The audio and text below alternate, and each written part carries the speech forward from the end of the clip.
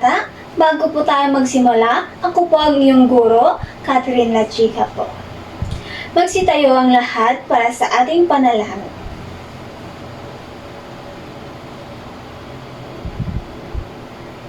Amen. Mayroon bang lumiban sa klase ngayong araw mga bata? Mahusay! Bago tayo magsimula, nais ko lamang ipaalala ang ating 5 alituntunin sa ating silid-aralan. Una, panatilihin ang kalinisan at kaayusan ng silid-aralan.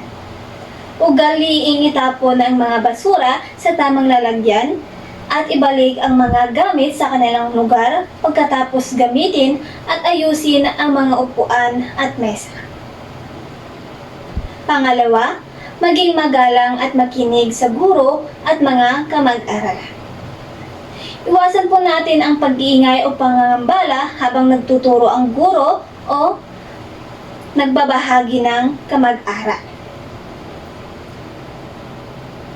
Pangatlo, mag-isali ang aktibo sa mga talakayan at gawain.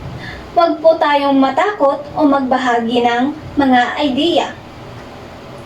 Pang-apat, sundin ang mga patakaran at regulasyon ng paaralan at ng silid-aralan. Maging pamilyar sa mga ito at sumunod ng tapat.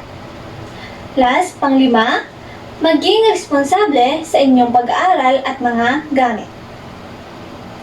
Ang pagiging responsable ay mahalagang bahagi ng inyong edukasyon. Mga bata, ay ito ang mga iba't ibang larawan na nagpapakita ng kalinisan at sirang kalikasan ng Pilipinas.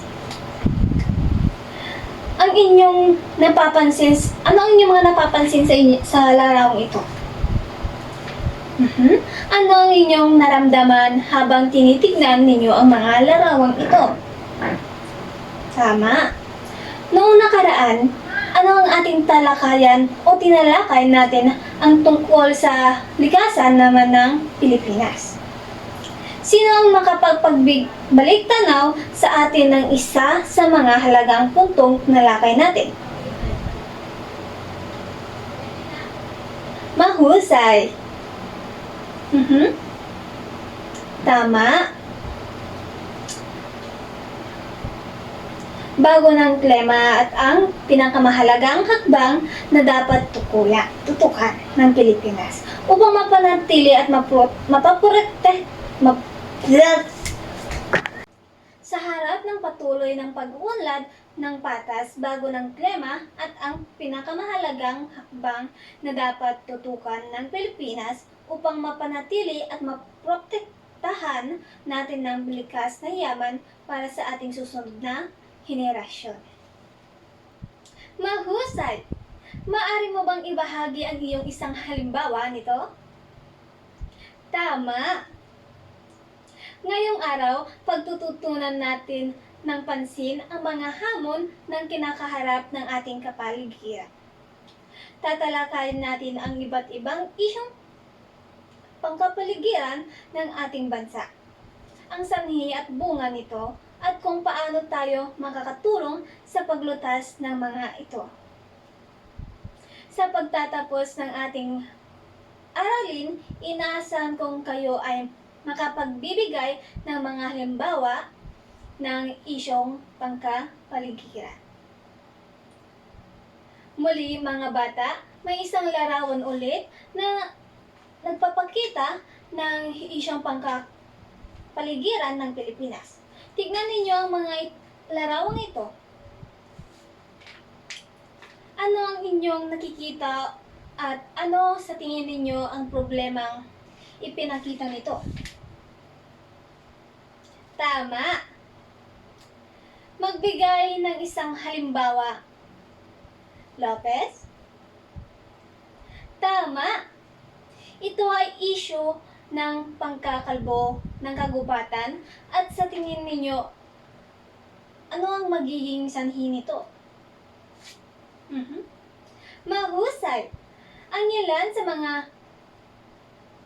pagkakalbo ng kagubatan ay ang illegal logging, pagpapalawak ng agrikultura at mga natural na kalamidad. Ano naman sa tingin ninyo ang maaring magiging bunga o epekto nito sa ating kapaligiran at sa ating pamumuhay? Ngayon, pag-uusapan natin kung ano ang maaari nating gawin upang makatulong sa paglutas ng mga isyong ito. Ano naman ang inyong mga rohistisyon o mga simpleng hakbang na maaari nating gawin para sa pang-araw-araw na buhay? Okay, tama. Bago tayo matapos sa ating klase, hihatiin ko kayo sa 4 na grupo. Bawat grupo ay magbibigay ng isang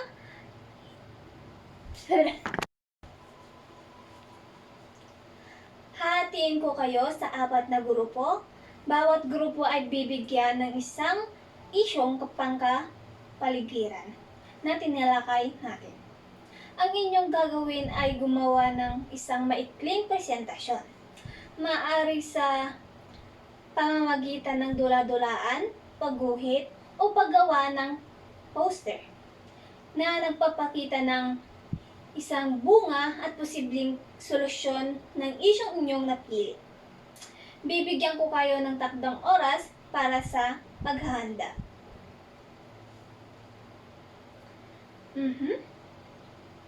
Pagkatapos ng 3 oras, bawat grupo ay magprepresenta ng kanilang isyong output sa ating klase. Sa inyong pang-araw-araw na pamumuhay dito sa ating komunidad, nakakakita ba kayo ng anumang isyong pangkapaligiran? Maaari ba kayong magbahagi ng iyong mga obserbasyon? Ano ang inyong pakiramdam o reaksyon tungkol dito?